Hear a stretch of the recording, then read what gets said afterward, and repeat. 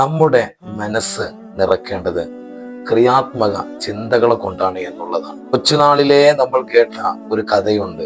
ഏത് കഥ? രണ്ട് ബലൂണുകളുടെ കഥ. എന്താണ് ആ ഒരു കഥ? ഞാൻ പറയാം. ഒരു ബലൂണിൽ സാധാരണ വായു നിറച്ചു. മറു ബലൂണിലോ അഥവാ രണ്ടാമത്തെ ബലൂണിൽ ഹൈഡ്രജൻ വാതകം നിറച്ചു. ഈ രണ്ട് ബലൂണുകളും തുല്യ വലുപ്പമാണ്.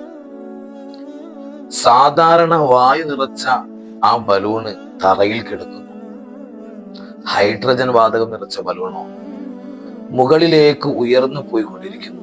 ഹൈഡ്രജൻ വാതകം നിറച്ച ബലൂണ് പോലെയാണ് നമ്മൾ ആവേണ്ടത് എന്നുള്ളതാണ് ഞാൻ പറഞ്ഞു വരുന്നത്.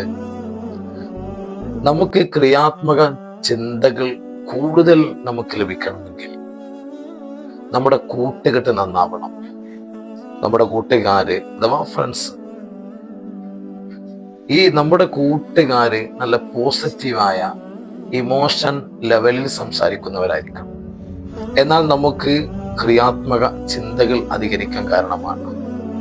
നെഗറ്റീവ് ഇമോഷനിൽ നിഷേധാത്മക ചിന്തകളാണെങ്കിൽ, നിഷേധാത്മക ചിന്തകൾ മാത്രം സംസാരിക്കുന്ന കൂട്ടുകാര് നമ്മുടെ ജീവിതത്തിലുണ്ടെങ്കിൽ നമുക്ക് എവിടെയും എത്താൻ സാധിക്കുകയില്ല. ഏതുപോലെ സാധാരണ വായു നിറച്ച ബലൂണ് പോലെയാകും, ഉയരാൻ കഴിയൂല, തറയിൽ തന്നെ കിടക്കും. അതുകൊണ്ട് നമ്മൾ ശ്രദ്ധിക്കേണ്ട ഒരു കാര്യം എന്ന് പറഞ്ഞാൽ, നമുക്ക് എങ്ങനെയുള്ള കൂട്ടുകാരാവണം? പോസിറ്റീവ് ഇമോഷൻ ലെവലിൽ സംസാരിക്കുന്ന കൂട്ടുകാരാവണം. നമ്മൾ എന്തെങ്കിലും വിഷയങ്ങൾ തുടങ്ങാൻ പോവുകയാണ്, വല്ല ബിസിനസ്സോ അല്ലെങ്കിൽ വല്ല എന്തെങ്കിലും പദ്ധതിയോ നമ്മൾ തുടങ്ങാൻ പോവുകയാണ്. ആ ഒരു വിഷയത്തെ കുറിച്ചുള്ള ചർച്ച നമ്മുടെ കൂട്ടുകാരനുമായി പങ്കുവെക്കുമ്പോൾ ആ കൂട്ടുകാരൻ വളരെ സ്നേഹത്തോടെ നല്ല രീതിയിൽ നമ്മോട് അതിന്റെ നെഗറ്റീവും അതിന്റെ പോസിറ്റീവും പറഞ്ഞു തരുന്ന, ഗുണദോഷിക്കുന്ന നല്ല കൂട്ടുകാർ നമ്മുടെ ജീവിതത്തിലുണ്ടെങ്കിൽ നമുക്ക് എവിടെയും എത്താൻ പറ്റുക എന്നുള്ളതാണ്. അല്ലാതെ എന്ത് വിഷയങ്ങളെ കുറിച്ചും ഈ നെഗറ്റീവ് ഇമോഷണൽ സംസാരിക്കുന്ന കൂട്ടുകാരോട് സംസാരിച്ചാൽ അവരെന്താ പറയാ?